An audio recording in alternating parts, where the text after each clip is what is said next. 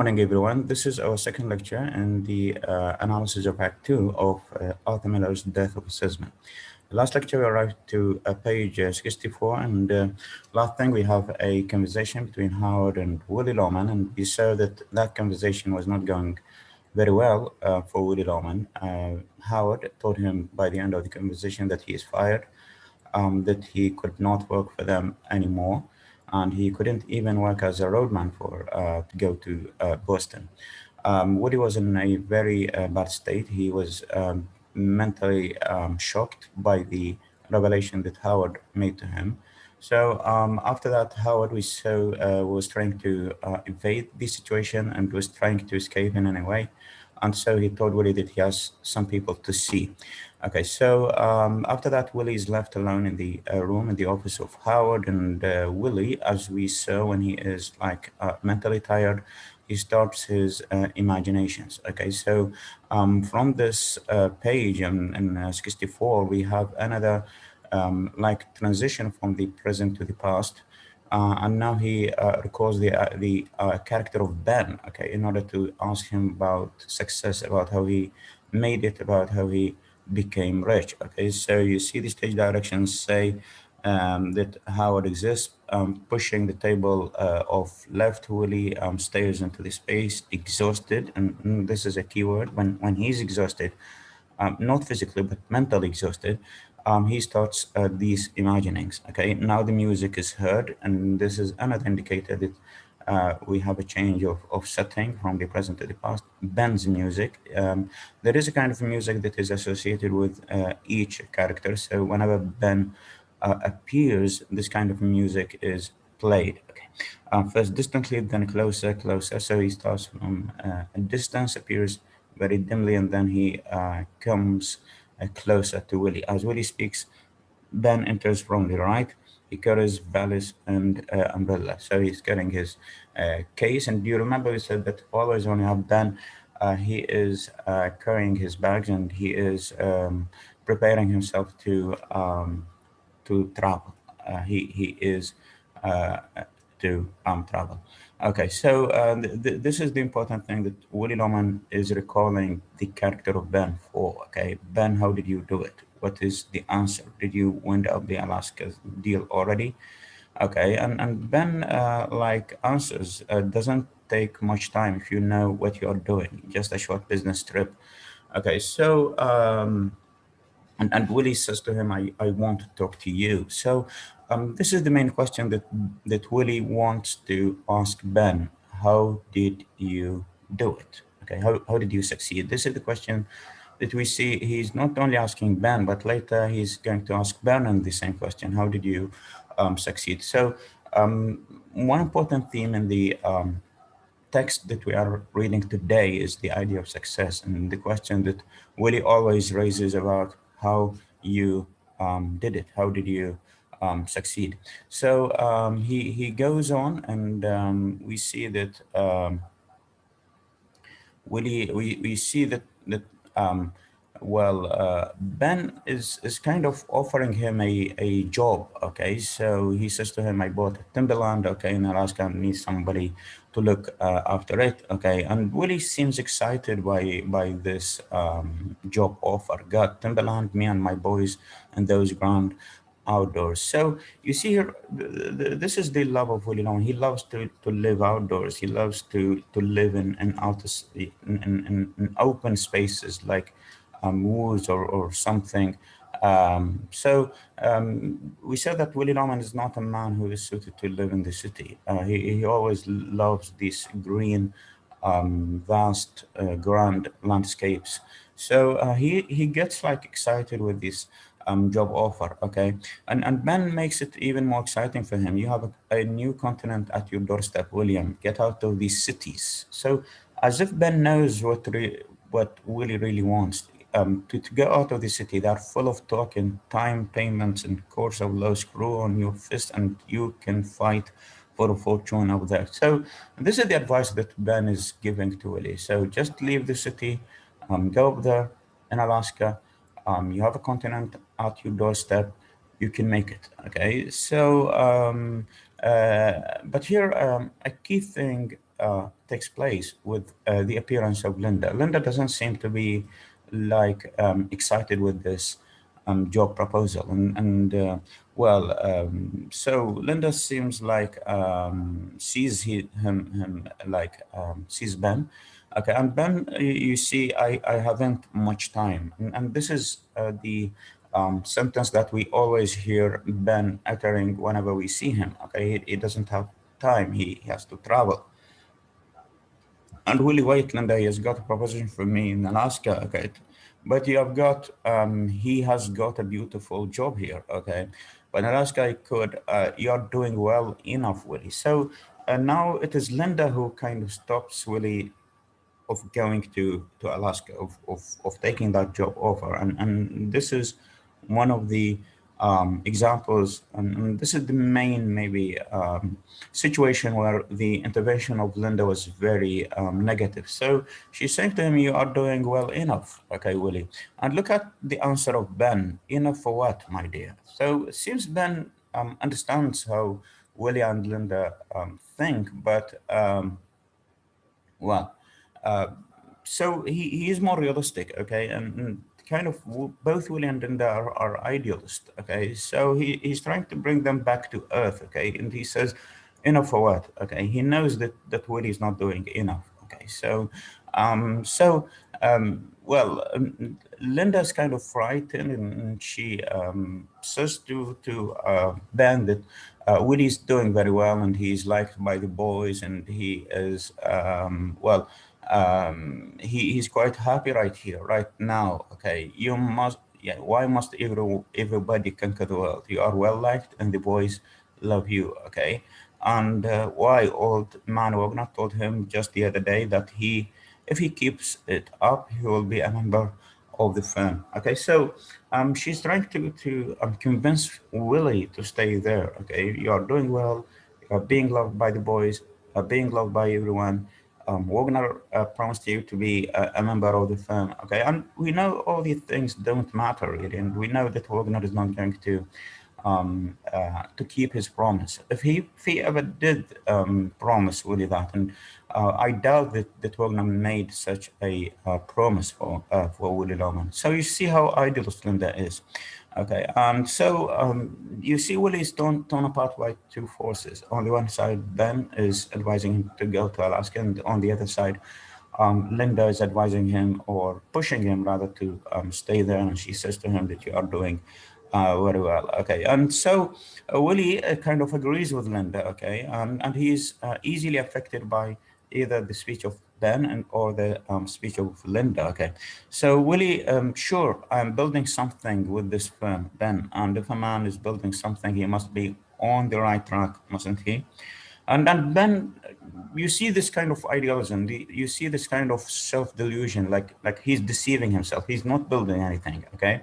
And Ben is always the realistic person here in the room, okay. So what are you building? Lay your hand on it. Where is it? This is very realistic. If you are building something, where is it? Can you touch it with your hand? Is it tangible? Is it something that can be seen, that could be sensed with the five senses? It is not. Okay, and so what you are building is just nothing. Okay, that's ruined. There's nothing. Okay, so you see, when Ben says something, he is affected by the speech of Ben, and when Linda says something, he is affected by the speech of Linda. And okay, and Linda mentions that man who is 84 years old, and okay, and Willie returns back to be convinced of the speech of Linda. And do you remember previously you said that the story of Dave Singelman, the 84 years old who died in a like in a on a train. Okay, we said this is a story of failure. It's not a story of success, because when you need to work when you are 84 years old, this means that you are a failure. You failed to make savings for your old age. Okay, and so you cannot retire, and you die on a train. This is not a good life. This is not the life that everyone should be proud of. But you see how Willie Norman interprets things wrongly every time. Like it is a story of failure, but for Willie and also for Linda, they made it a story of success. Okay, that's right, Ben. Okay, and you see Ben, like Ben is not convinced and is not happy with what Willie Loman is doing. And so he's picking up, you see, his bags and got to go. This is the normal thing that we hear from Ben. Look at this boy, okay? And we see then, well, we have the entrance of the two boys, Biff and Happy, and we saw Happy. Biff was playing with the ball, okay, and Biff was sorry, Happy was just carrying his shoulder guards and gold helmet and football pumps. Okay, so you see that always Happy is kind of follower for Biff. Okay, the important thing is not Happy, but rather Biff, and Biff is just like a an auxiliary for Biff. Okay, so Willie Loman also and again engages in his boasting. Okay, and he says that well, without a penny to his name. Okay, look, what he looks at is a name. Okay, three great universities are begging for him, and you see how delusional this is. Universities are not begging for Biff. Biff is not like that kind of genius, for whom universities would be begging. Okay, and he goes on to speak to Ben about using this kind of idealism. It is who you know and the smile on your face. It is contacts, Ben, contacts. The whole worth of Alaska passes over the lunch table at the Commodore Hotel, and that's the wonder. Okay, the wonder of this country. Okay, well, so according to Willie Loman, then, it's not the diamonds, not the fortune that is important, but rather it's kind of the name, the people you know, the contacts that you have, okay, the smile on your face, the impression that you leave on people. This is the important. So you see the different philosophies in between Ben and Willie Loman, and later on we'll see that also with Charlie. Charlie is going also to take a stance that is similar to the stance that Ben is taking now. And so Ben is saying to him, where is it that you are building? It is nothing, okay? A name, a reputation, or anything like that, they are nothing. So they're not tangible. They're not things that you can sell. They are not things that you can exchange with other people for something in return. So they are nothing. You shouldn't be concerned about these things. But for Willie Loman, he says that these are the things that really count. Okay, so you see the different philosophies. It's okay. Basis of being like this is what he's saying, and that's why when you get out on that field today, it's important because thousands of people will be rooting for you and loving you. Okay, so and for him, it's not important whether you have money or don't. Okay, but it is important that people are cheering for you. This is, according to Willie Loman, what really counts. And do you see how delusional that is? And I'm not sure how many of you would agree with Willie Loman, of course. And what is it if you, for example, become a name and you have no money? Okay, what's the benefit of people shouting of your name while your name is or that doesn't count for anything? Okay, you cannot sell your name. Okay, and man, when he walks into the business office, his name will sound out like a bell, and all doors will be open to him. And you see again this idea of the name, okay, and the name is just nothing. Okay, so well there is the same idea Shakespeare like raises in Romeo and Juliet.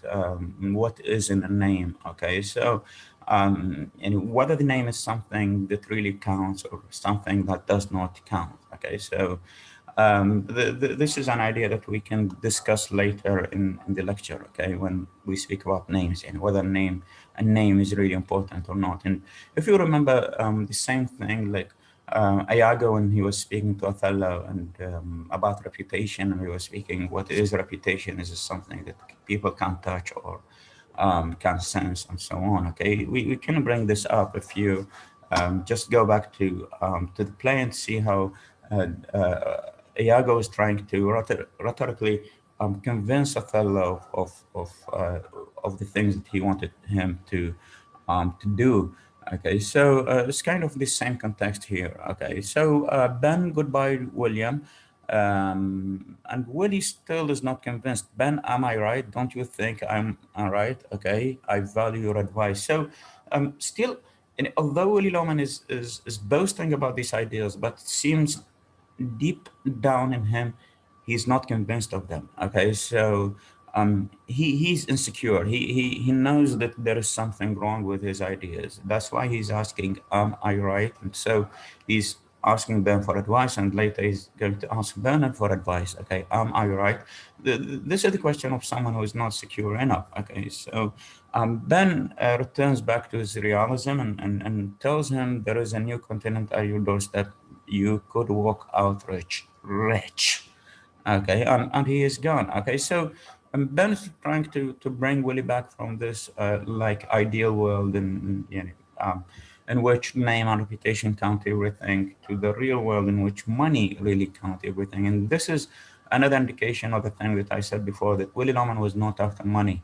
When he speaks about success, it's not success to be rich, but rather kind of the success to be well known, to be well liked. This is the kind of success that he is after. Okay, so we'll do it here, Ben. You hear me? We're gonna do it here. Okay, so um, well,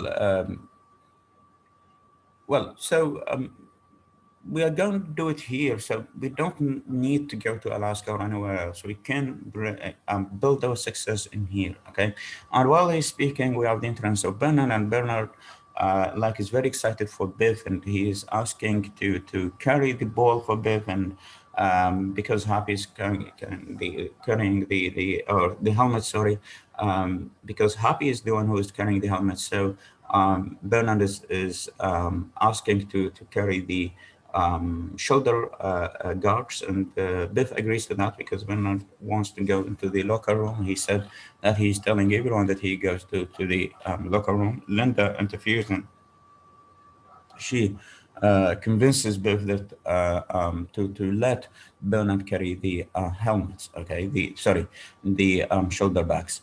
Okay, and you see that Willie is very excited, and now there will take place a match, and Willie is expecting everyone to be shouting with the name of Biff.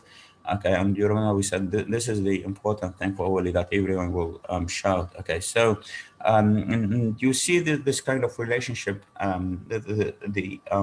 during this golden period between Biff and Willie Norman. Okay, so Willie is saying to feeling Biff's muscles, "You are coming home this afternoon, captain of all Scholastic Championship team of the city of New York." So this is what really counts for Willie. And look at Biff, I got it, Pop. And remember, pal, when I take off my helmet, that touchdown is for you. So everything Willie is doing is just for Biff, and everything Biff is doing is just for Willie. This was kind of for Willie Norman the kind of ideal relationship uh, between the her father and the son. It was like a kind of very good relationship, but later on, for reasons that will be shown later, the relationship was starting to get down and down. Okay, so Charlie appears. Okay, and Charlie seems to be not taking it seriously. Okay, so Willie Loman is very excited, and they have football team, and Charlie seems to be like kidding, and he's asking Willie Loman what is going on, and he makes himself ignorant about to appear ignorant about what is going on, and Willie Loman is kind of uh, um, saying to Charlie that we are going to make a success and you stay where you are. Okay, so Willie, you see here the last leaf turning to Charlie. I don't think that was funny, Charlie. This is the greatest day of his life. And Charlie here again takes the place of Ben. Okay, takes the like the function of Ben, trying to bring Willie Loman back to reality. Okay, and Charlie is saying to him, Willie, when are you going to grow up? And this is a very important question. And it's kind of a rhetorical question. It's not like, you remember we said rhetorical questions are questions of which the one who asks is not looking for an answer because he already knows the answer. Okay, يعني سؤال مجازي. Okay, so يعني when he says to him, when are you going to grow up? Okay, he means that you are not grown up, Willie Norman. Okay, so and Willie, yeah, well, when his game is over, Charlie, you'll be laughing out of the other side of your face. You'll be calling him another red ranch, 25,000 a year. Okay, so you see, Charlie is trying, just like Ben a moment before, was trying to bring sort of Willy Loman to reality again, and he's saying to him that these things do not count. Okay, and so you see, Charlie was who is Grange, and so as if he doesn't know about that. Okay, so. Um, you see now, well, who the hell do you think you are? What are you saying to him? Better than everybody else. You don't know everything. You big, ignorant, stupid. Put up your hands. Okay, so you see, he's always insulting Charlie. Okay, big, ignorant, stupid. Okay, and now we have a change of scene, and we have a transition back from the past to the present. Okay, so you see the light rises on the right side of the fourth stage on a small table in the reception room of Charlie's office. So the setting is going to change. And not, previously, it was kind of unimagining in the head of Willy Loman when he was in the office in the office of Howard, and now he's going out of the office, and he is just maybe he spent this time walking from the office of Howard to the office of Charlie, and he spent this time just imagining what things looked like in the past. Okay, so on a small table in the reception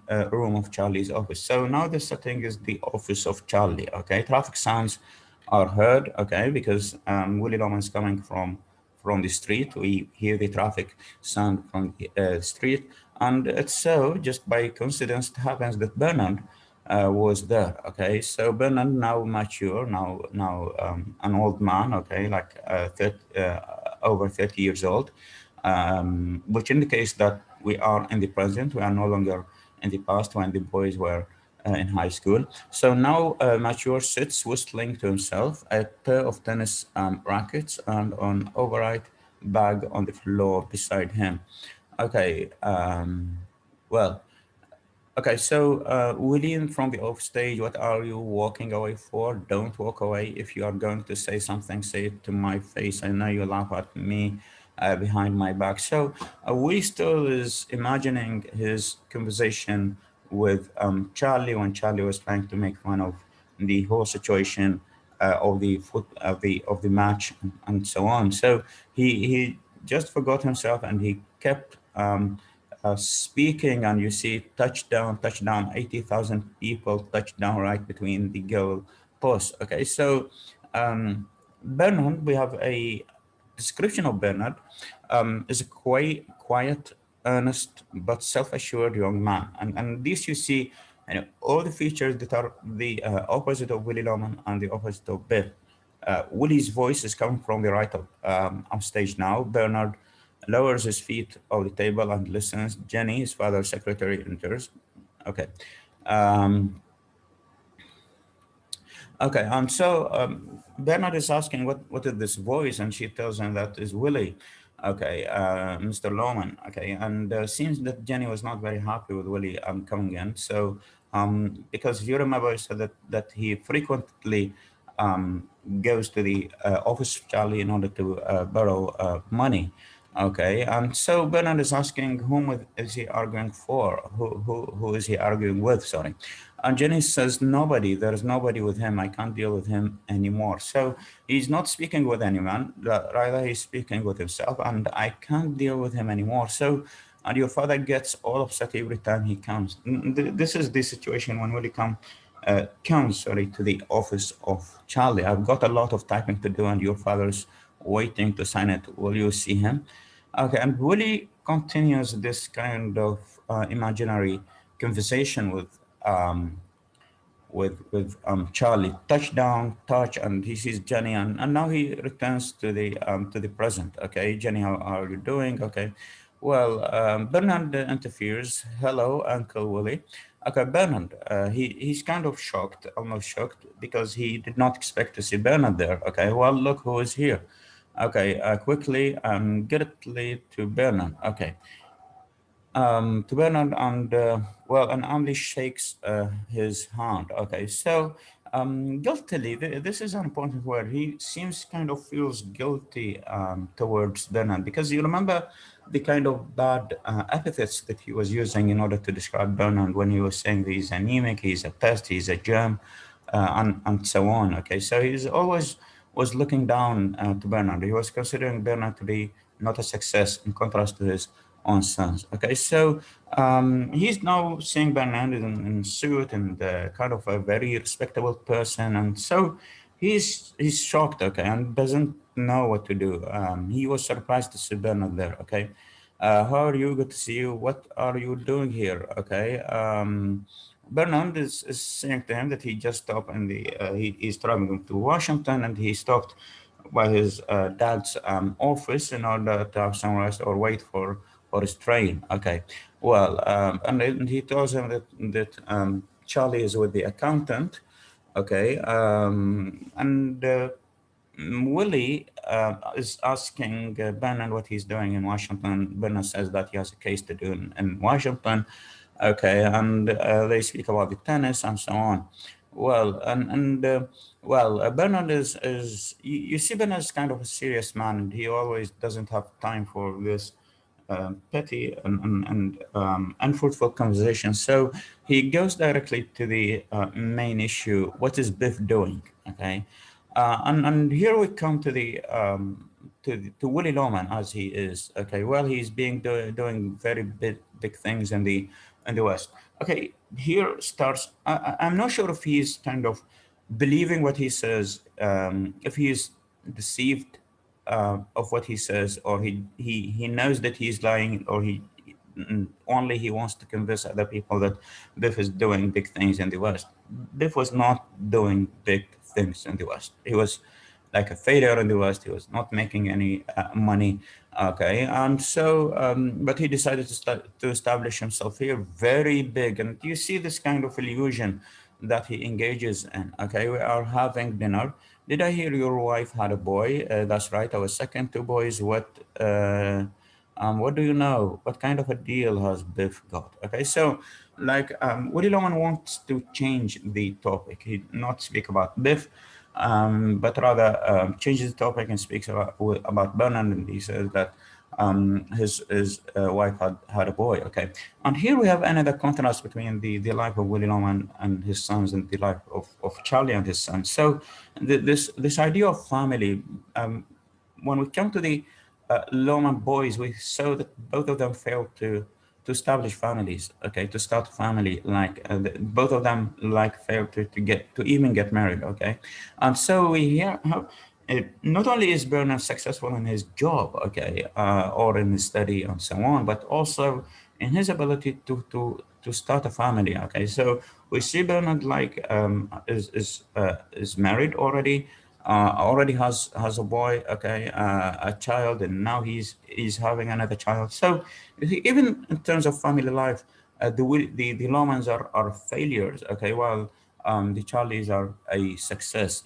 Okay, and you see that Bernard, the serious person that he is, again comes back to the same question: what kind of a deal has Biff got? Okay, well, Bill Oliver, very big sporting goods man, he wants Biff very badly. Okay, and we know that this is not true. Okay, we are going to see that things are going to be very, very horrible with Bill Oliver. Okay, and we know that Bill Oliver doesn't want Biff very badly. Okay, and later on, when you see Biff speaking about Bill Oliver, Bill did not recognize Biff, and he didn't even know Biff. Okay, and didn't even remember Biff. Okay, so you see the kind of deception that he's engaging in, and you remember we were asking this question time and again about whether Willie Loman is guilty, whether he bears the blame of what happens to him, or whether we can blame the society, we can blame cartels and so on. And I think from this kind of self-deception, we kind of know that in all of this, it is Willie Norman who's to blame. It's not the society, it's not the economic system, it's not anything else, but rather he's a man who's unwilling to face reality. Okay, he's a man who is always willing to live in dreams. Okay, and of course, dreams can't bring you success, okay, on any level of your life, okay. So and you see Bernard returns again to his serious questions. So he's still with the old firm Willie, okay. And you see, Willie kind of does not answer this question. I'm overjoyed to see you. May the great Bernard overjoys an encouraging thing to see. Young man really, really looks very good. And he breaks off. Bernard, okay, he's full of emotion. He breaks off again. So he's trying to deceive Bernard. He's trying to say that everything is okay. He's trying to say that I'm not very much concerned about my work. I have no problem with my wife, but rather I'm just interested in you. Okay, I'm overjoyed to see you. But he couldn't, that kind of delusion, that kind of pretending, that kind of acting didn't last long. Okay, so he breaks off. He's on the brink of tears. Okay, so Bernard very kindly is asking, what is it, Willie? Okay, what is the secret? You see here, I'm again the same thing. Is asking the secret. What secret? How did you do? Why didn't he ever catch on? So he's asking about the secret of success. Do you remember just moments ago he was asking this question to Ben, and now he's repeating the question to Ben. And what is the secret? Why did you succeed in? Why did Biff not do it? Okay, and you see Bernard is giving a very succinct answer. Okay, and he says he never trained himself for anything. It's just that simple. Okay, if you don't want to succeed, you have to work hard. You have to train. You have to get skills. Okay, which Biff didn't do. Okay, so um, and Wally says no, yeah, that Biff was training himself in many different things, but he nothing worked out for him.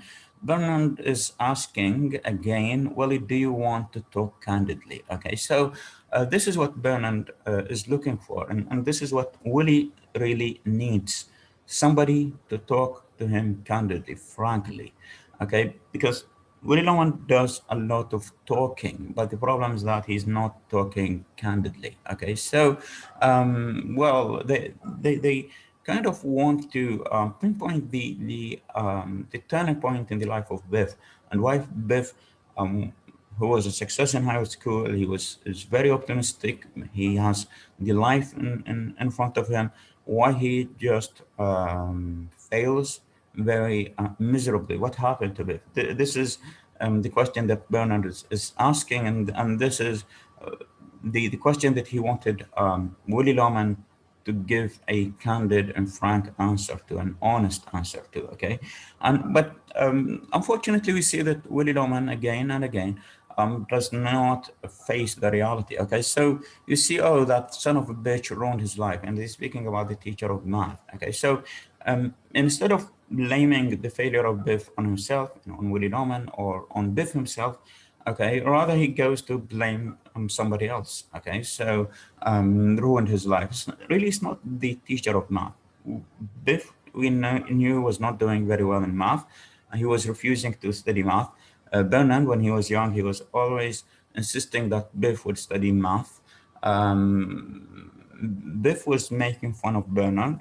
Um, Willie Norman was making fun of Bernard when he speaks about school, about studying. So he was saying to Linda, do you want Biff to be a germ like Bernard and so on? So really we know it's not the teacher of math that is to blame, but rather it is Biff and Willie who are to blame. Okay, so but you see how he's always evading, he's avoiding like facing the reality, and is always trying to find out some causes, or he tries to find out a scapegoat to blame everything on them. Okay, so Biff is speaking about very bitterly about Biff. Okay, so why Bannon? That question has been trailing me like a ghost for the last 15 years. He flunked the subject and laid down and died like a hammer hit him. So we have again the image of death.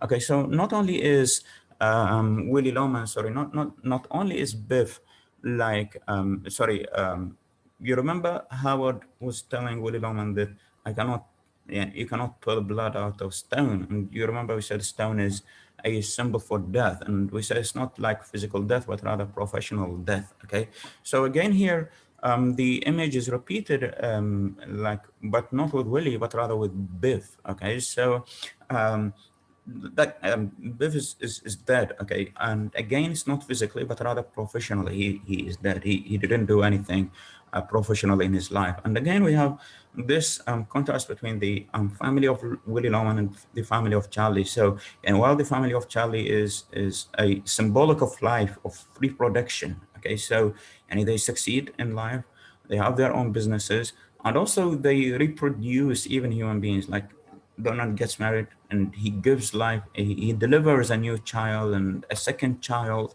Okay, and with every child we have a new life being created. But for Willie Loman, they are dead. Not only professionally, they are dead professionally. They all are failures in their work, if ever they have a work. And but also in terms of the reproduction, they cannot reproduce anything. Okay, that's why Willie Loman tries to compensate for the death, for the for the lack of reproduction in the family. He tries to compensate that with the seeds, with the plants. So he wants to plant some trees in order just to convince himself that there is still alive, that there is something that can grow up. Okay, because from the family itself, nothing grows up. Nothing has grown up from Willie Loman. He's not grown up. And nothing has grown up from Biff. Nothing has grown up from Happy. Nothing grows up.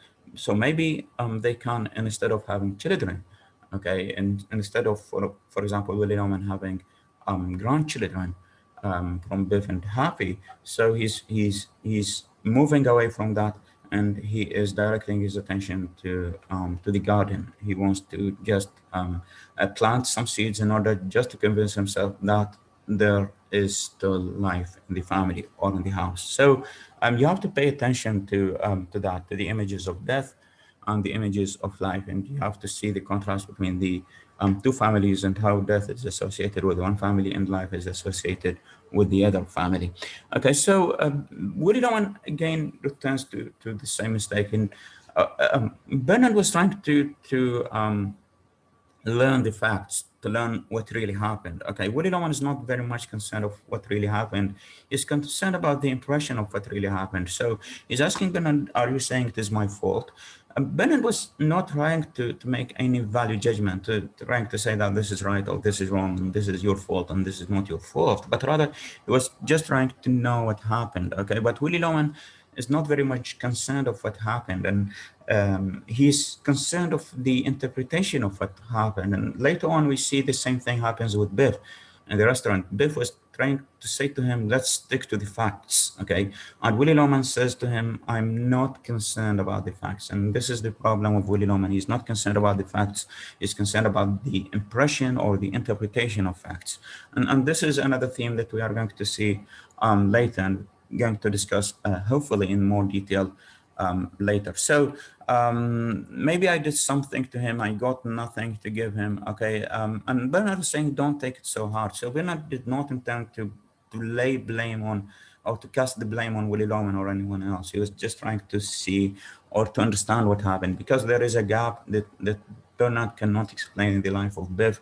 That gap which was marking the turning point in the life of Biff from a successful high school boy to a failure adult. Okay, so and Bernard, Willie Loman was saying that it is math which ruined the teacher of math when Biff was flanked in math. That was the reason which ruined his life. Okay, and Bernard gives another explanation. He says he was not beaten by it at all. It was not very important for Biff really, and Biff could have studied and succeeded in math. Okay, but then Willie, he disappeared from the blog for almost a month, and I got the idea that he had gone up to New York, to New England to see you. Did he have a talk with you then? Okay, now Willie Roman starts to remember things. Okay, he starts to remember the hotel scene when Biff discovers the affair that Willie Roman has with the woman. So um, Bernard was getting closer to the to discover the truth. Okay, so Willie Rowan saying that the problem with Biff was that he was flunked in math. And Bernard is saying, no, it's not the math. Biff was ready to take summer classes and to resit the exam of math and succeed in that. But what really happened is that he went to New England, to Boston, in order to see his father. And when he returned back from that journey, he returned back destroyed, defeated. Okay, so Bernard was trying to know what exactly happened there in New England. Okay, because it can explain what Biff went through. It can explain this turning point in the life of Biff. And this is a point that Willie Loman is very sensitive about. Willie Loman does not want to speak about what happened in the hotel because it's just a secret between himself and Biff. Okay. And so we are going to see later that Willie Loman becomes angry and he gets nervous and he shouts at Bernard. He doesn't want to discuss the matter anymore. Okay. So, Bernard, is saying that he loves Biff, but what do you know? And he came back, okay, after that month. And this is what happened, and took his sneakers. Remember those sneakers with the University of Virginia printed on them? He was so proud of those, wore them every day, and he took them down in the cellar and burned them up in the furnace. He burnt up the shoes, and the shoes here are a symbol for hope. Okay, he has shoes with the name the University of Virginia printed on them, and they are both symbols for his success in football, to be a successful football player. This is one thing, and also a symbol for his future success. He's going to the University of Virginia, graduating from the University of Virginia. So these sneakers were a symbol of success on the one hand in the present, and a symbol for success or hope in the future. So the act of burning the shoes is a symbolic act, as if Biff, by burning up the shoes, as if he's giving up all hope, he's giving up all ideas of success, and he's preparing himself to be a failure. Okay, so Bernard is a smart boy, and he understands these kind of symbolic things. Okay, he knows that these shoes were very symbolic for Biff. He was very proud of them. He was wearing them every day. Okay, but so the fact that Biff burned them is very indicative, is very significant. Okay, it indicates that Bill is giving up everything that he was standing for, every hope, and he is turning to be a failure. So, according to Bernard, and this is the correct diagnosis, Bernard is getting closer to the truth. He says something horrible happened in that visit, which Biff made to Willie Loman there in New England. Okay, so what happened in Boston, Willie? Okay, so it lasted at least half an hour, and they were fighting. Just the two of us punching each other down the cellar and crying right through it. I've often thought of how strange it was that I knew he had given up his life. This is the important thing. He knew that this is symbolic. Burning up the shoes or the sneakers is symbolic that he's giving up his life. What happened in Boston, Willie? Okay. And Willie, you see, is looking at him, at Bernard, as an intruder. Okay. I just bring it up because you asked me. So seems Bernard now gets like cautious. He kind of notices that Willie Loman is getting angry, so he tries to appease him. He says to him, "I didn't want to speak about that, but you asked me. Okay, you asked me why Biff and the failure person that he is. Okay, so I was trying to track things down or back in order to see what really took place in the life of Biff that made this U-turn in his life. Okay, so but he did not succeed. Although he tried to explain to Willie Loman that you asked me and I just answered you, he did not succeed in preventing the anger of Willie Loman. So Willie is saying angrily, "Nothing. What do you mean? What happened? What's that got with anything?" Okay, and later on, don't get sore, don't get angry. And Willie Loman says, what are you trying to do? Blame it on me. If a boy lays down, is that my fault? So Willie Norman tries to get defensive. He tries to say to Bernard that you are trying to blame things on me. In fact, Bernard was not trying to blame anything on anyone. He was just trying to know the truth, just trying to know the fact. But as we have said, this area is very sensitive for Willie Norman, and Willie Norman does not want to discuss it with anyone. That's why he becomes like he burst out in anger in front of Bernard just to prevent Bernard from going on and on. Because if Bernard um, keeps asking, and he will get closer and closer to the truth, which Willie is in no way willing to unravel, to reveal to Bernard or to anyone else. Okay, so after that, Bernard is trying to leave. Okay, and Charlie shows up. Okay, and he gives a bottle of bourbon to Bernard. Okay. Well, Bernard is saying, "Yes, I'm going. Goodbye, Willie, and don't worry about it. You know, if at first you don't succeed, I believe in that. Okay, but sometimes, Willie, it's better for a man just to walk away." This is a very wise advice from Bernard. It's just walk away. If something doesn't work for you, just walk away. And this is a good advice, really, a good piece of advice, because if a Willie we did not succeed as salesmen, okay, so it's better for you to walk away. It's better for you to look for another job, okay. Walk away, that's right. Willie says, but if you cannot walk away, I guess that's when it's stop. Okay, so Willie Loman is always trying this kind of deterministic thinking, like there's no free will. It's always set on me. It's always fate, destiny. I cannot do anything about it. But in reality, we know this is not true. He can't just walk away. He was fired, really. He was forced to walk away. He should be looking for another job, start a new life.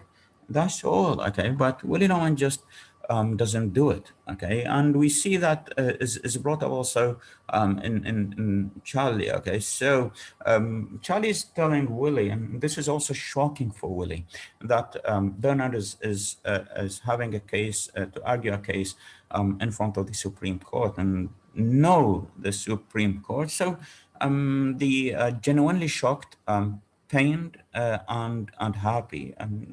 This is I don't understand this mixture of adjectives. He's shocked at the same time he's pained, at the same time he's happy. Okay, so he's pained because Bernard, whom he always described as a failure, has made it, and he is now a lawyer and who is taking cases in front of the Supreme Court, and his dad is very proud of him. So he's always Willie Loman comparing himself, comparing Bernard to his sons. Okay, his sons didn't do anything. Okay, so Willie's saying, "Well, why did not Bernard like mention it?" Bernard is very humble man. Okay, he was very considerate of the feelings of Willie Norman. He knew, like, when Willie Norman knows that he is going in front of the Supreme Court, he knows that Willie Norman will be pained, so he didn't want to pain him anymore. Okay, so why didn't he mention it? And Charlie says he don't have to. He's gonna do it. And this is the difference in philosophy. So for Willie Loman, it's all about mentioning. It's all about advertising about you, publicizing about yourself. It's about your name, bragging, boasting in front of other people. But for Charlie, he says this is not important. He's gonna do it. It, there's no importance. There's no benefit in speaking, saying that I'm going to the Supreme Court and so on. He's just doing it. Okay, he's going to the Supreme Court, arguing case as a lawyer in front of the Supreme Court. That is what matters. So doing is what matters, not speaking. But for Willie Loman, it is speaking what really matters. Okay, you see the difference in philosophy between the two men. Okay, so Willie, and you never told him what to do, did you? You never took any interest in him. My salvation is that I never took any interest in anything. So again, this is painful for Willie, because Willie was always bragging about his boys, boasting about his boys, always giving them advice, and so and so and so, and they ended up failures. While Charlie, who was not very much interested in giving lessons and um, spitting wisdom to his son, and we see that his son succeeded. Okay, he was not very much into it. Okay, but his son could succeed, and this is kind of like like painful like death to Willie Norman. Okay, when he see that everything he was standing for, everything that he was doing for his sons, which he thought will make them successful, and he was always like making fun of Charlie and his son Bernard. And now he understands that Charlie and Bernard are successful, while he and his sons are failures. So like everything that he was thinking of, everything that he was stood for, is just collapsing. All his ideas are just collapsing in front of him, and this is not an easy thing to realize. Okay, but um, the defense mechanism that he's using is that he refuses to realize that. Okay, my salvation that I never took any interest in anything. Okay, well, okay, so he again he's coming to Charlie in order to borrow money. Okay, and now Charlie gives him $50, but Willie which is really humiliating, and we are going to see that on the film production of that, how Charlie is giving him the money. Willie is saying that well that he needs more than $50, that he's going to pay his insurance, and he needs $110. Okay, and Charlie is has no problem. He's going to give him that, but before that, he's asking Willie to sit down and to talk seriously about things. Okay, so Charlie is saying to him, I offered you a job. Okay, you can make $50 a week, and I won't send you on the road. So this is something very good. So he will have a job if he accepts with Charlie. $50 a week. And this is what Willie Loman really needs. Okay, and he's not going on the road, and this is exactly the thing that he was asking Howard for. Okay, and maybe more than what he's asking Howard for. So he was asking Howard to have an office job in New York, not to travel anymore. This is what Charlie's offering him. And another thing, you remember, he was asking Charlie for like $65, and he came down to $50, and then he came down to $40 a week, and Howard was refusing to give him that. And now, instead of the $40 a week, Charlie's offering him $50 a week, okay, without need to make any travels. Okay, this is an ideal job and for Willie to get, and this is a very good opportunity for him to kind of to get his act together, to restore his life, to pay his debt, to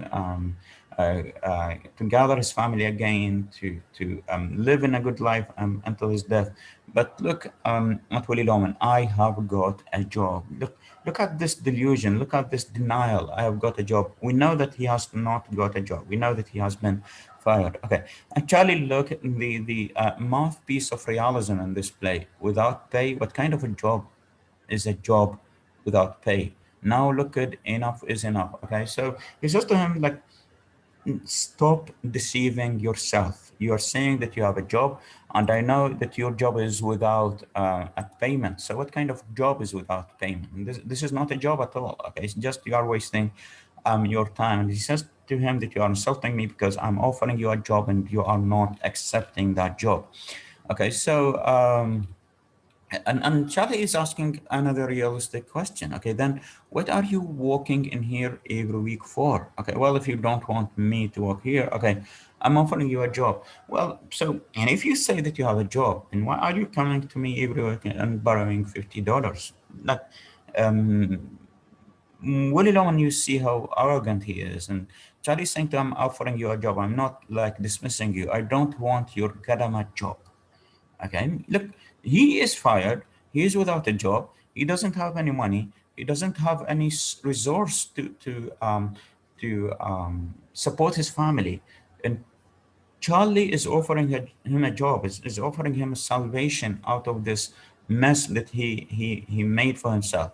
Okay, and instead of accepting the job, and instead of thanking Charlie for the job, he is refusing it. And again, we have the same question that Charlie made before. When the hell are you going to grow up? You remember he made that question before when the kids were in high school. He was saying to him, are you not going to grow up? Which means that Willie Loman was not growing up. He's not a grown up. He's still a child.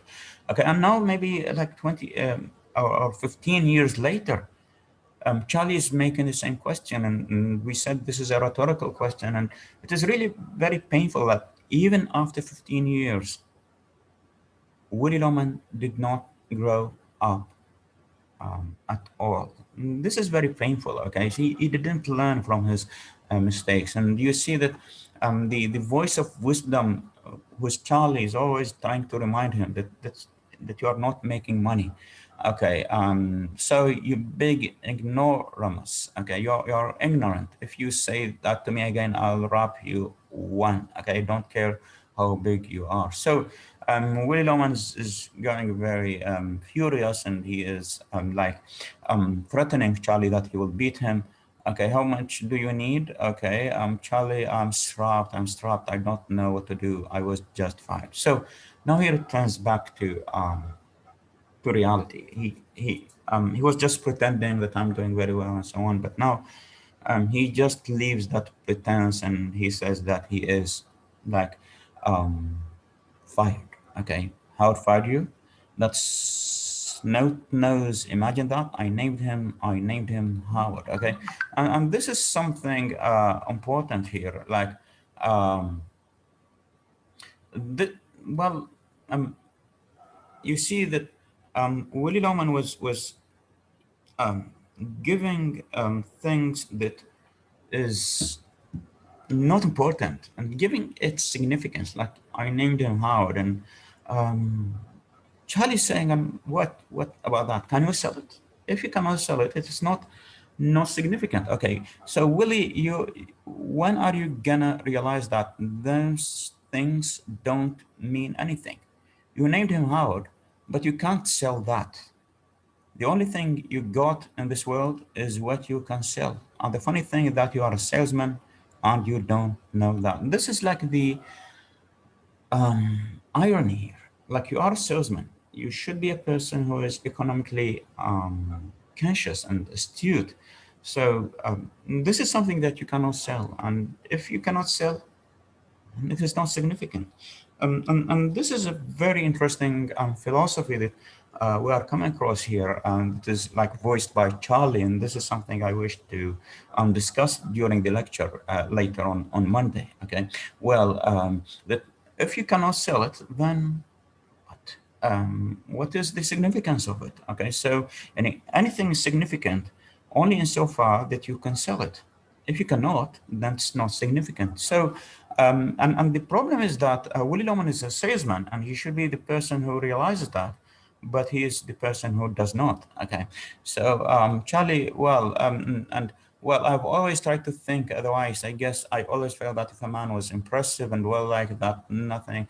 And so you see now the difference of world views. Okay, according to Willie Loman, it's not about selling, it's not about money, but rather it's about being impressive, about being well liked. Okay, Charlie is giving him a counter example. Why must everybody like you? Who liked J.P. Morgan? Okay, so there are many people who are successful, but they are not well liked. They make money. Okay, and that's important. And it's kind of well liked as a result. It's not a conclusion. Like if you make money, people will like you. It's not any um, you make money after people like you, but rather people like you after you make money. And this is the philosophy that Charlie is trying to get across to Willie Loman, and which Willie Loman time and again refuses to understand. Okay, so you see the difference between these two views. According to Willie Loman, it's about being impressive, it's about being well liked, but rather for for Charlie, everything is monetized. Everything is valuable in terms of how much money it makes. Okay, so being well liked does not make any money. That's why it is not important. Okay, but rather hard work makes money. That's why it is important. And this is the idea that he was trying to explain to Willie Loman, and Willie Loman was trying to refuse. Okay, and now it gets rather personal. And Charlie says, "You are jealous of me." Okay, and Willie Loman, "I cannot work for you. That's all." Okay, so you see the arrogance of Willie Loman. He confesses that he's fired. He confesses that he has no job. He confesses that he needs money, okay, but still, when he's offered a job by Charlie, he still refuses to get that job, okay. Well, and so he takes the money that Charlie is giving him. Then, after all the highways Willie Loman saying, on the trains and the appointments and the years, you end up with more dead than alive. This is a very painful, a very bitter statement that Willie Loman um, well, is making Charlie, and Charlie, well, does not understand it. Nobody's worth nothing dead. Okay, did you hear what I said?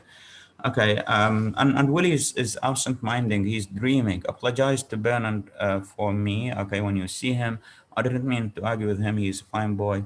Okay, they are all fine boys, and they will end up big. And still, he returns back to the same illusion. All of them, someday, they will all play tennis together. Wish me luck, Charlie. He saw Bill Oliver today. And Charlie says, "Good luck." And you see the kind of I don't know if it is lying or if it is delusion or whatever. He saw Bill Oliver today. He speaks in the past tense of as if it is something that really happened. Okay, but we know it is something that did not happen. Biff is not.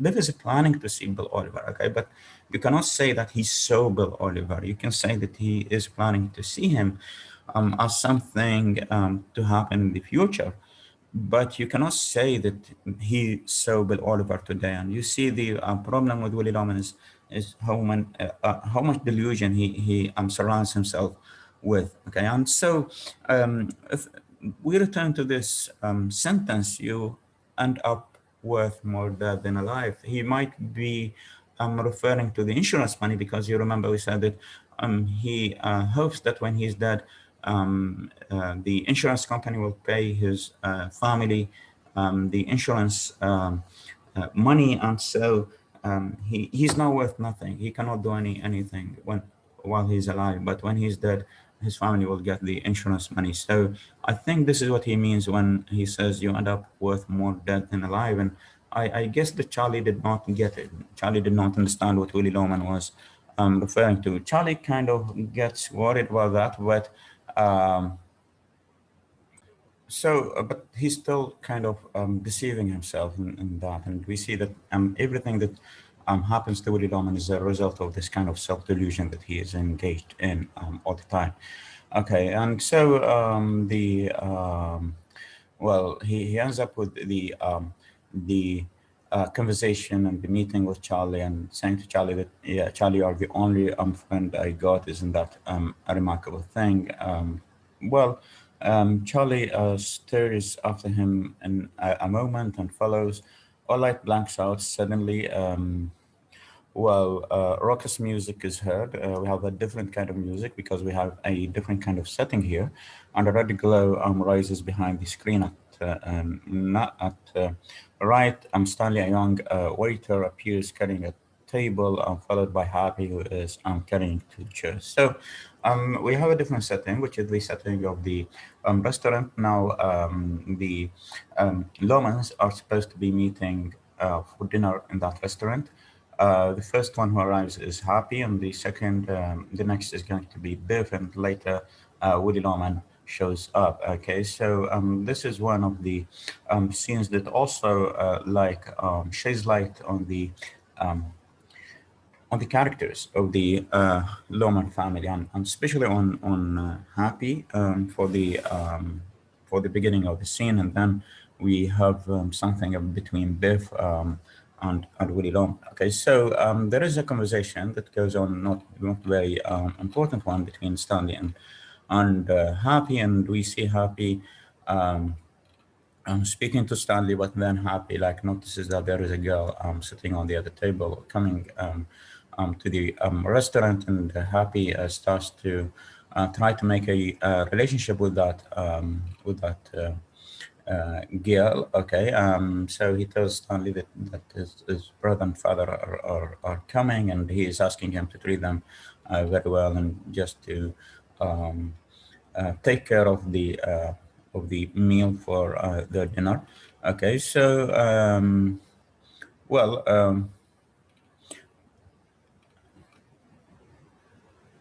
They were speaking about their personal life, and Happy says, "That's what I think."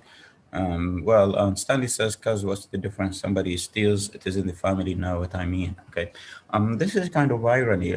Stanley, in other words, speaks about stealing and so on, and it is something in the family. And later on, we'll know that Biff has stolen the fountain pen of Bill Oliver. Okay, so Stanley, who's unaware, is speaking of that. And we said this is an irony. Remember, we defined the irony. We said when a character says something and they do not like realize the meaning of what they are saying. They continue. Well, they continue speaking. Okay. The girl comes in. Okay. Happy tries to approach the girl and to make advances to the girl. Well, and the girl says that she's expecting someone that she has a friend. Okay, and Happy is asking her to bring her friend also to the restaurant so that both himself and Beth will have an affair with the two girls. Okay, so and this gives us an idea about the character of Happy and how a womanizer he is. Despite all the problems that the family is going through, Happy doesn't seem very much interested in solving them, but rather is just a man who is pursuing his desires and his whims. Okay, so there is this conversation between Happy and the girl, and well. And he asked Stanley to bring her some champagne, and he says that this is the champagne that is made by the company for which he's working. He says that he's selling this champagne, and the girl says that's charming product to be selling, isn't it? Happy or guess like everything else, selling is selling, I suppose. Okay, you don't happen to sell, do you? Okay, so we have this idea or the theme of selling. You remember what Charlie has just said to Willie Loman that anything is only valuable insofar as you can sell it. Okay, so Happy brings up the same idea about selling, selling. And this is reminiscent of the sentence of Howard, business is business, as you remember from the conversation between Howard and Willie Norman. So Happy is asking is saying that he's selling champagne, and he's asking the girl if she sells anything. And the girl says, no, I don't sell. Okay, would you object to a compliment from a stranger? You would be on a magazine cover, and the girl says, I have been. Okay, so she has been because she's beautiful. So she was working like a model, and she was her picture was on magazine covers. Okay, so you remember we spoke previously about that regarding the theme of the objectification of women in the play, and this is something that we have talked about extensively also in year two. And we said that when we have like women's pictures on the cover of magazines, then they are not treated as being like human beings, but rather they are, or they're not treated as subjects, but rather they are being treated as objects. And so we kind of carved out the term objectification of women. The treatment of women as objects. And so when the girl says that she does not sell, we know that this is not true. Okay. The fact that she has her picture on the magazine covers, she means that she's selling something. And the thing that she's selling is that is herself. Okay, she's selling herself. So seems everyone is selling something. That as if it's kind of a universal law that somebody should be selling something, or everybody should be selling something. Otherwise, why would people give you something in return if you are not selling them anything? Okay, so sometimes when, for example, you are working in a job, people are paying you because you are selling them your skills, or sometimes you are selling your knowledge. Okay, when you are working in an intellectual job, or something like that, you are selling knowledge. Sometimes if you are, for example, a professional in some field, then you are selling your skill, which people might need, might happen to need. So anyway, you should be selling something. And so when the girl says that she is not selling anything, and this is only because she's not conscious of the existential and economic situation that she is in. Okay, so she has been on covers of magazines, which means she is selling something. Otherwise, why would people give her money for having her picture on um, the magazine cover? So the theme of selling is a very important thing, and a very interesting idea in the play. And I wish really to have a discussion about that in the lectures to come. I wish if somebody, if you have further comments, if you have further examples about this idea of selling in the play. Okay, so well, and they continue speaking, and the well, Happy is also trying to know the name of the girl, or Miss, and she says Forsyth. Miss Forsyth, this is my brother. Is Dad here? Biff is coming, and well, Biff is introducing Biff to the girl, and he says his name is Biff. You might have heard of him, great football player. And we return back to this tendency of lying, of pretending, that goes through the Loman family. Okay, so he is introducing Biff as a great football player, which we know he is not. Okay, really, what team? And she doesn't know about the team, so it is easy for them to lie to her. And it's rather, it is Happy who is concerned or interested in lying about to her. Biff is like not very much interested in the conversation that is taking place. Biff is asking, and he's repeating the question again, isn't that coming? Okay, and Happy, you want her. Okay, so you see how different they are in thinking now. Biff is very much concerned about his career, his sex, is the reason that it's failure.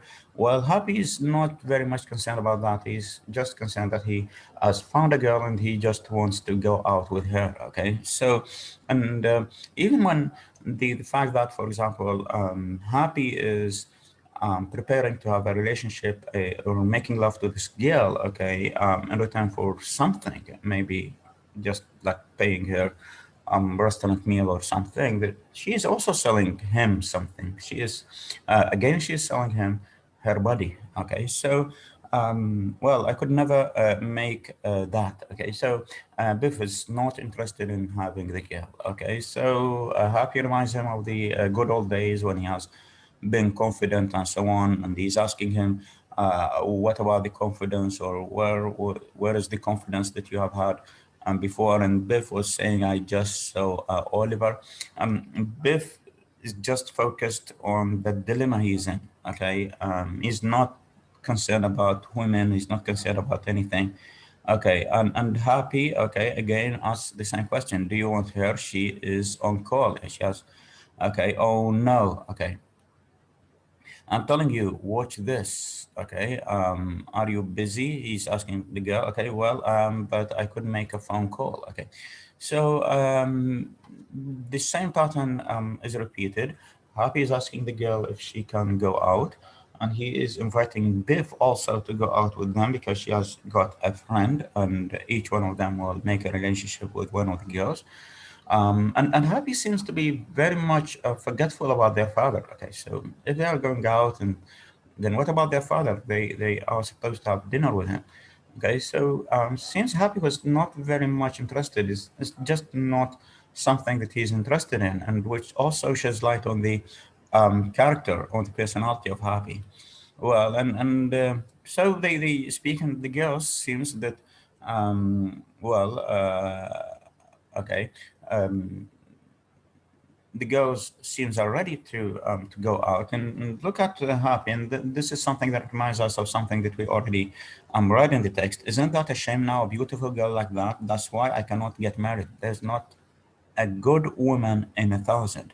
New York is loaded with them, kid. Okay, so you remember we spoke about the Madonna whole complex, and we said that for men, when they want to make a relationship, they want to make a relationship with a playful girl, but when they want to get married, they want a girl that is just like their mother. Okay, so as we mentioned also before that men look at girls either in a dichotomous manner, like girls are either an angel or a monster. Okay, and most of the time they are monsters. Okay, so there's nothing in between, and this is like the binary opposition that men always have when they look to women. Okay, so that's why there's not a good woman in a thousand. Okay, so that's why he doesn't get married. So and we know, for example, that other people get married. Bernard gets married, and he's quite all right. So the problem is not with the girls, but rather in New York, but rather just with Happy. He's a man who is not settled. He's a man who just cannot bears the responsibility of having a wife or having children or starting a family. So the problem is not very much with the girls in New York, but rather it's just a problem with Happy. Okay, and the evidence is that other people get married and they are just quite all right with that. And one example of that is Bernard. Well, so Biff, I told you she was on call, and Biff, strangely unnerved, cut it out. Well, yeah, I want to say something to you. So, and he stopped speaking about girls. I want to speak about Bill Oliver. Okay, so did you see Oliver? I saw him right now. Look, I want to tell Dad a couple of things. I want you to help me. What is he going to back you? Are you crazy or out of your damn head? Okay, so he speaks what happened with him and Bill Oliver. He says that he says that you mean he wouldn't see you? He was waiting. Says I waited 6 hours for him. See, all day kept sending my name in. I was always trying to see him, sending my name through the secretary. Even tried to date his secretary so that she would get me to him, but no. So okay, so. This is another example of this objectification of women. So, and he's trying to make a relationship with that secretary girl, not for anything, not because he loves her or anything like that, but only so that she can get him to see Bill Oliver. Okay, so after that, he says that he did something strange, and when Bill Oliver went out and he saw Biff just for 1 minute, he didn't speak to Biff. He didn't seem to remember Biff. He didn't seem to recognize Biff.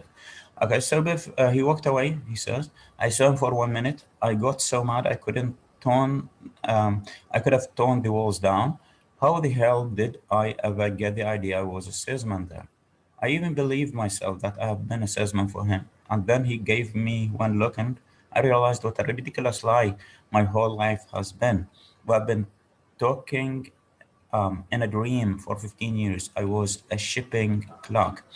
Okay, so um, Biff is more mature than his father. And when Charlie was asking Willie Loman, "Did you not grow up?" Okay, we see that the one who really grew up is Biff. Okay, Biff now is realizing that they have been living a dream. They have been lying for themselves. Okay, so he was made to think that he is a salesman. He was a salesman for Bill Oliver, and the one who made him think that is his father. Willie Loman. Okay, so he says I was not a salesman for him. I was just a shipping clerk. Okay, so you made me think that I am a salesman for him. Okay, and now he goes on. What did you do? Well, he left. See, and the secretary went out. I was alone in the waiting room. I don't know what came over me. Hap. The next thing I know, I'm in his office. Um, Paneled walls, everything. I cannot explain it. Hap. I took his fountain pen. So you remember he has this habit of stealing. He was stealing the basketball from the locker room. You remember that, and Willie was kind of encouraging him to do that and was considering it to be something manly or something masculine to do that. And we see also the euphemism he was using here, like it was like understating what he's doing. Like he was describing something that is very bad by using terms that don't um, sound very bad. So instead of saying I stole his fountain pen, which is really what happened, he says I took his fountain pen, which is, well, it's just an understatement. He didn't take it. Okay, he stole it. Okay, so you see the dilemma Biff finds himself in. He was very optimistic. He went to Bill Oliver, but he was shocked. Like Bill Oliver didn't seem very interested in him. He didn't recognize him. He didn't remember him. And so he says, I did something terrible. I stole the fountain pen, okay, and then I started running the office. I came down like 15 stairs or something like that, okay, and so um, he wants to tell his dad about that, and Biff Happy Sir says, "You crazy? What for?" Okay, he's got to understand that I'm not the man somebody lends that kind of money to. He thinks I've been spitting him all these years and it's eating him up. So um, uh, the person who steals a pen, sorry, is not somebody who is trusted with like $10,000 or $15,000. This is something that Biff is realizing, and Will Loman should also realize. Okay, well, Biff, sorry. Happy is saying to him that try to tell something nice to your dad, okay? And also you can lie to your daughter, and this is better, okay? But it will go on for so. Biff was suggesting this: you leave the house tomorrow and come back at night and say Oliver thinking it over. So just tell your dad that you saw Bill Oliver and you are having a dinner tomorrow. He's inviting you to see him tomorrow, that you got an appointment with him tomorrow. Okay, so Biff says, I don't have an appointment. So what I'm going to say tomorrow? He says, just tomorrow you go out, okay, and come back home and say to Dad that I met Bill Oliver, and he said that he's going to think it over. And so it go on and on and on, just like that, okay? And Biff is realizing that, but it will go on forever. Well, happy says dad is never so happy as when he is looking for what to something. So he says that it's better to make your dad happy even by lying than to make him sad even by telling the truth. So happy is the one who understands and how the logic of Willie Loman. He understands how his father is thinking. Okay, so he advises Biff to lie. Okay, and although, for example, although it is a lie, but it makes him happy, so it's better than just telling him the truth and make him unhappy about that. Okay, so this is the boys are speaking, and we have the entrance of Willie Loman to the restaurant scene. So Willie Loman enters and he meets the boys, and he is interested to hear from Biff about what happened to him with Bill Oliver. Okay, so Biff is trying to to tell his dad about what really happened. Okay, they first speak about the girls, and then they turn to that. And Willie is asking what happened. Okay, Biff was trying to explain to his father. He was trying to sweeten it up. Okay, so he knows that the news that he's going to tell his father are very bad, and so he's trying to sweeten them up, and by trying to say that, well, I kind of met Bill Oliver, and so he's trying to lie, but he's unable to lie.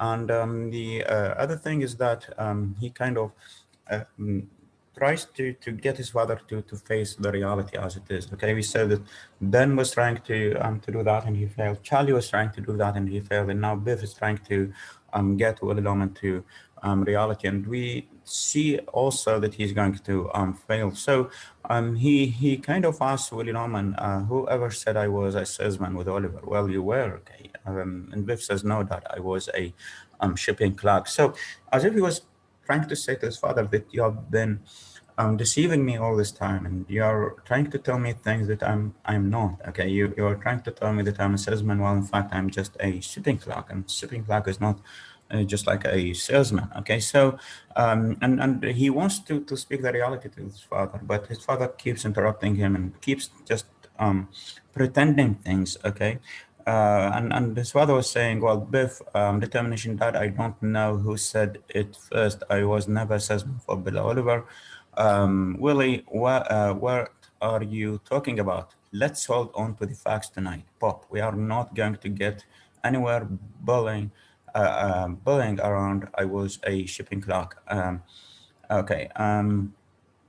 Well, um, and Biff was trying to say to Willie that let me finish, okay? But Willie keeps interrupting him. And the word fact is important because you remember previously Ben was trying to say to Willie Loman, stick to the facts, okay? When Willie Loman was saying I was like building something, I was becoming something with the firm and so on, Ben was asking him, is there anything tangible to that? Is there anything you can refer to about that? And Willie was saying, no. Okay, so he says, Ben was saying, this is not a fact. Okay, and Charlie was also trying to convince him that things about name and reputation or being well liked are just illusions. Okay, and the fact is the money that he gets by selling something. Okay, so Biff again tries to convince his father to stick to the facts. Okay, but Willie Norman does not like the facts. Okay, so and you remember also Bernard was trying to get to the fact. He was trying to get closer to the fact of what really happened to Biff. But Willie Norman, either with speaking with Ben or speaking with Bernard and then speaking with Charlie and now speaking to Biff, he shows that he's not interested in the facts. Okay, and you remember we said that Willie Norman is a person who likes to interpret facts, okay, or interpret things and makes value judgment about them, makes impression about them, but not the fact themselves. So I'm not interested in stories about the past or any crap of that kind because the woods are burning, boys. You understand there is a big blaze going on all around. I was fired today. So for a moment he says, well, I'm not interested in stories of past or anything of like that crap. But we know that he was just has been imagining the past. Okay, he was telling himself stories about that. Okay, so as if we have this idea of well, Biff, well, how could you be, and how could you be fired? He's shocked. Okay, I was fired, and I'm looking for a little good news to tell your mother because the woman has waited and the woman has suffered. The gist of it is that I haven't got a story left in my head, Biff, so don't give me a lecture about facts and aspects. I'm not interested now. What have you got to say to me? Okay, so he says that he doesn't have facts, okay, to tell his wife, okay, and his wife has been waiting for something, okay. So instead of the fact, he's going to tell stories, and you remember we said that stories are not facts, and you remember previously in year two we spoke about that, and we said that um, in in um, in our lives we have events, okay, and we turn those events into stories, we turn them into plots. And you remember we said in narratological terms we have a difference between story and plot, and story is just like telling the events as they happened, okay, without making any logical connection between them. But when we make plot, we are making connection between things. So we always in our real life we have like events, they don't have most of the time logical connections. But when we start to make logical connections among these events, we are creating plots. And here, Willie Loman is not using the technical term plot, but rather is using the term story. So, as if here a story is something that you make up. Okay. You remember we said in all stories are made or made up. Okay, so he's trying to tell a story. So just a moment ago, he was saying he's not interested in stories, but now he realizes that he doesn't have any facts to tell. Okay, so it's better to return back to tell stories. Okay, and because he has no stories left, all the stories he has told already, and they are worn out. They are all stories that nobody now believes in. So he's asking his son Biff to give him a story, okay, in order to tell to his wife. So stories are not real things. Stories are connections that we make of the real things. Okay, and so you see the difference here. While Biff is looking for facts for what really happened, and Bernard was looking for facts for what really happened. Charlie was looking for facts. Ben was looking for facts. Willie Loman was looking for stories. And stories are the things that we make up out of facts, the way we interpret facts. Okay, so they're not necessarily true. Okay, and a story is not is not told to be just true. Okay, story is told to be convincing, even if this is wrong. And this is what Happy was trying to explain to Biff. Happy kind of understood his father very well, maybe better than Biff. Okay, so Happy was saying to Biff that my father is interested in stories. So just tell him a happy story and that's all. Yani, whether it is a fact or not, whether it is a lie or not, that's it. Okay, he just needs a story that makes him cheer up. Okay, so tell him a story that is not true. It makes him cheer up. It's better than telling the fact, which is true, that makes him sad. Okay, so Willie Roman is saying that I kind of run out of stories. I don't have any stories to tell. Okay, so just give me a story so that I can tell your mother of that story. Okay, this is an important thing in these narratological terms. Might help us understand Willie Loman, why he's interested in stories and not in facts, and why, for example, this interest in stories and not in facts, this what has led to his being a failure. Okay, so Biff is trying to speak to him about Bill Oliver, about what happened, and Willie keeps interrupting him. Okay, and so Happy was also um, um, was trying to interfere in order to kind of convince his father of these lies. So Biff, you see, was driven well. It was kind of, and Willie, you see, he's always interrupting Biff. I was wondering if he would remember you. Okay, imagine man doesn't see him for 10, 12 years and gives him that kind of a welcome. Okay, so he's still deceiving himself. We knew that Bill Oliver did not give any welcome to Biff. He didn't even recognize Biff. He didn't even remember Biff. Okay,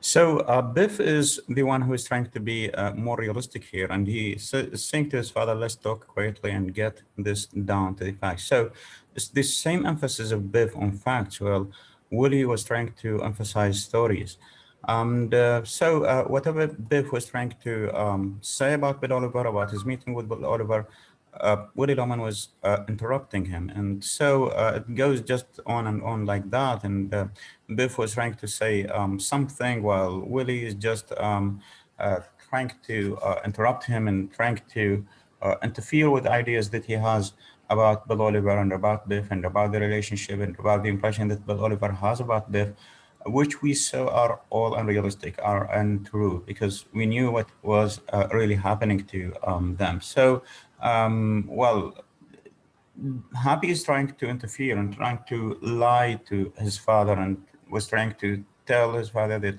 Biff told um, Bill Oliver about their Florida idea. Okay, well, Willie was very happy to that. Okay, and he was saying, "Don't interrupt Bill." Okay, and don't he? How did he react to the Florida idea? So he just believes it, and we saw now like how Happy is more understanding of the nature of Willie Loman, that he needs some stories just to convince himself. Oh, rather than the facts. So the problem with Biff is that he was trying to get across to his father the facts, okay, but his father was trying to refuse that and was trying to stick to the stories that he has about the relationship between Bill Oliver and Biff and about the impression that Biff is making on everyone else. So we'll stop here, and we saw that like the conversation is not getting anywhere. Okay, and we see Willie was trying, accusing and angered. Okay, well, and Biff was saying his answer was, "Okay, Dad, you are not letting me tell you what I want to tell you." Okay, and Willie was saying, "You didn't see him, did you?" "I did see him. What did you insult or something? You insulted him, didn't you? Listen, will you let me out of it? Will you just let me out of it?" So, just let me tell the story. Biff feels that he is in a dilemma and he wants just to get out of it. And the solution for this is just to tell things as they happened, which Willie Norman does not welcome. Okay, so and Happy becomes also angry. What the hell? And Willie, tell me what happened. and Biff is speaking to Happy, and I can't talk to him. Okay, so now when tension rises up between the father and the son, so here we have this when we have this kind of mental breakdown when Willie Loman gets exhausted. At the beginning, he was excited. He wanted to hear the news, but now as he's exhausted, so we have the start of his imagining coming again, and now he imagines the speech of Bernard about flanking math and so on. We'll stop at this point and we'll try to continue the next lecture.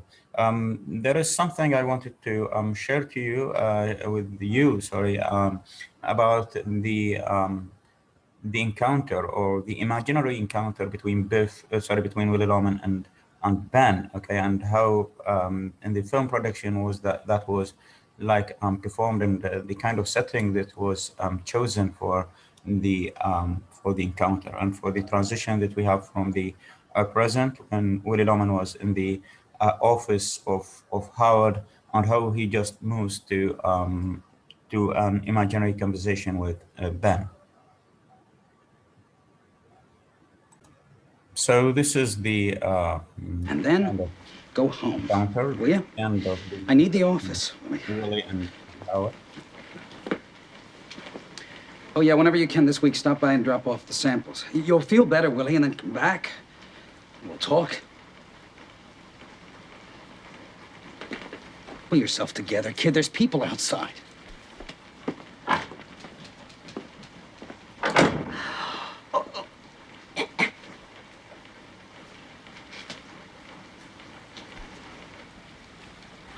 Oh, Ben!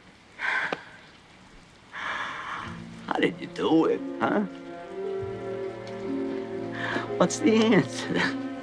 Did you wind up the Alaska deal already? Doesn't take much time if you know what you're doing. Just a short business trip. Boarding ship in an hour. Wanted to say goodbye. Ben, I gotta talk to you. Having the time, William. Ben, nothing is working out. I don't know what to do. Now, look here, William. I bought timberland in Alaska, and I need a man to look after things for me. Oh, God, timberland. Me and my boys and... So you see now the change of the setting, and we return back to the home, and it was just like in 1928.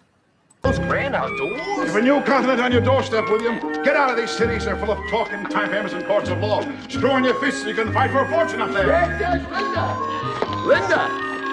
You're back. I haven't much time. No, wait, Linda, he's got a proposition for me in Alaska. But you've got a beautiful job here. Oh, but in Alaska, kid, Are Okay, so you see that kind of Linda was not very much happy with the when she saw Ben. Okay, and now if I fast forward, And he said he'd pick up a phone and he's making his living, and you know why? You gotta go, William. Oh, look at this boy!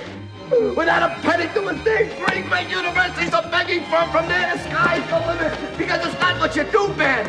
It's who you know, huh? And a smile on your face, it's context, Ben, context. The whole wealth of Alaska passes over the lunch table or the Commodore Hotel, and that's the wonder. The wonder in his country that a man can end with diamonds here on the basis of being liked. And that's why when you get out on that field today, it's important, because thousands of people will be rooting for you and loving you. And Ben, when he walks into a business office, his name will sound out like a bell. now just pay attention to the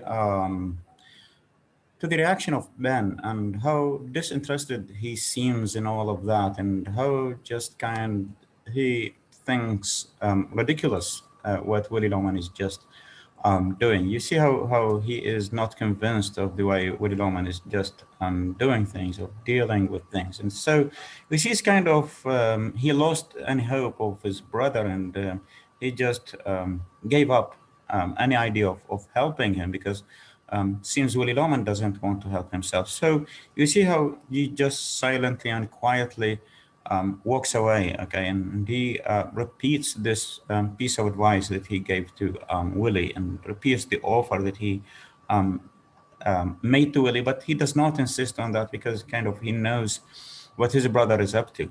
And all the doors will open to him. Oh, I've seen it, Ben, huh? I've seen it 1,000 times. You can't feel it in your hands like timber, but it's there. Goodbye, William. Ben, am I right? Don't you think I'm right? I found you.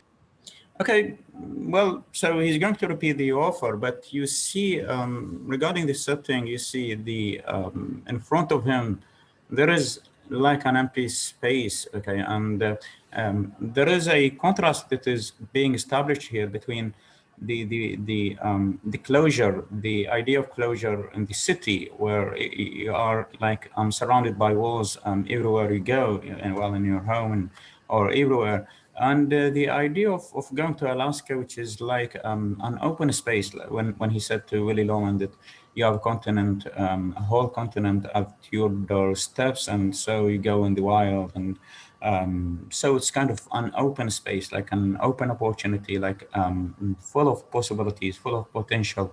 While here you are kind of surrounded, you are enclosed, you cannot do anything. So just look at the setting, the destination to which Ben is heading, okay, and just contrast it to the walls, the fences that surround the house of Willie Loman. So Ben was just trying to convey this idea that just leave this enclosed, fenced, surrounded place and go to the open, okay, to the open possibilities, to the open potential. This is also, I think, very much well caught by the director here of this. Your advice? There's a new continent at your doorstep, William. You could walk out rich. Rich! All we're You gonna do. see the fences, you see the kind of walls that surround the house of Willie Loman, okay? So this is one thing that I wanted you to see. And another thing is the conversation in the office of Charlie. You see here how he is just trying to pretend, and then fine how he people, They are breaks very down. nice. Dad tells me Biff's in town. Yeah. Biff said he's working on a very big deal, Bernard. Oh, what's Biff doing? Well, he's been doing very big things in the West, but he decided to establish himself here. Very big. We're having dinner. Did I hear your wife had a boy? That's right. Our second. 2 boys. What do you know? You still with the old firm, Willie? I'm overjoyed to see how you made the grade, Bernard. Oh, overjoyed. It's an encouraging thing to see a young man You see, this is the moment Really? where he breaks down. really, oh, it looks very good for Biff. Very,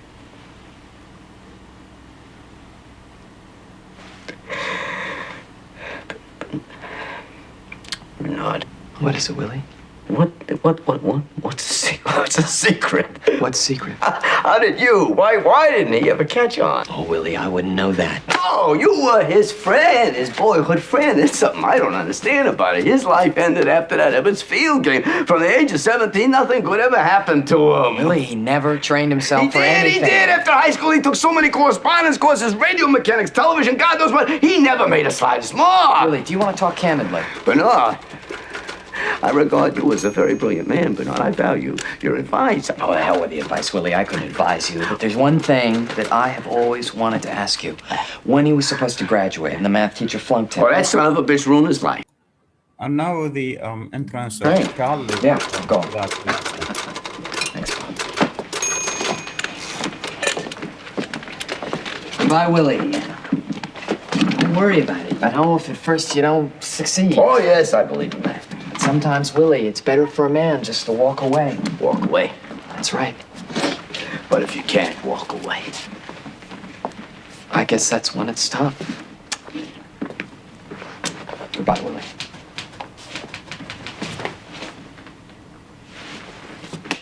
goodbye, boy.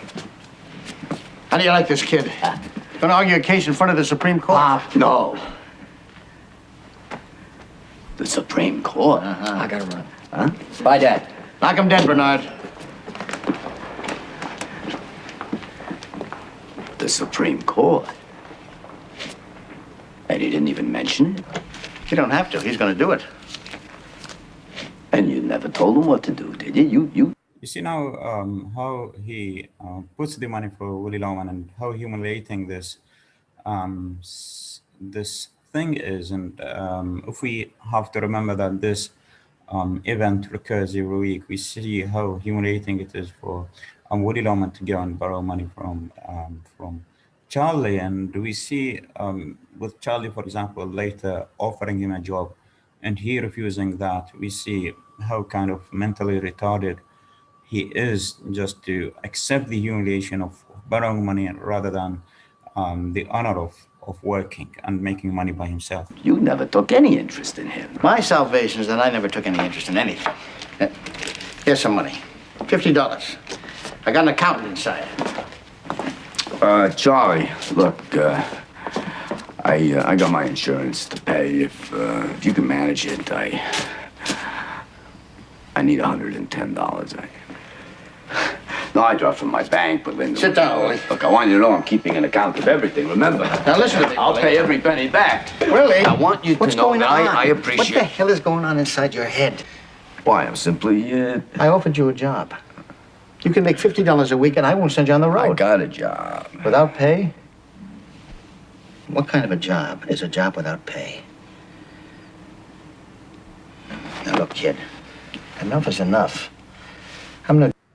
Okay, so this is just the part that I wanted to show. You can, of course, watch that on YouTube. It's available, the whole movie. So we just will stop in here, and we will continue the discussion for the restaurant scene. Maybe the next lecture we'll just see some the part of the scene of the restaurant that I explained of the text will be included in the lecture on this Monday, and I might show you also some clips from the restaurant scene, from different clips from the restaurant scene, and the quarrel that erupted between Willie Loman and Biff in that scene. Okay, that might be for the next week, not for this one. So thank you very much for listening, and see you all on Monday.